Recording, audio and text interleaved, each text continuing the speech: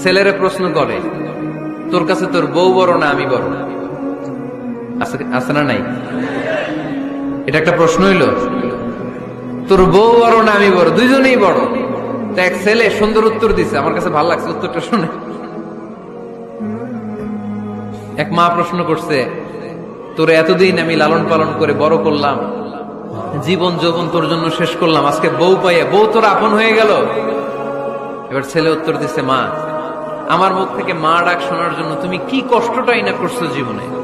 10 মাস আমারে পেটে ধারণ করলা, খাইতে পারো নাই, বমি করছো, খালি ওষুধ খাইছো, তোমার পেট কেটে আমারে বের করা হয়েছে, 2 বছর আমারে দুধ খাওয়াইছো, পেশাব পায়খানা পরিষ্কার করেছো, বয়স যখন 3-4 তখন তোমার আমি মা ডাকছি। এই মা ডাকটা শোনার জন্য তুমি এত কষ্ট করছো, আর আরেকবারের মাইয়া এই ঘরে আইসাই তোমার মা ডাকা শুরু করছে।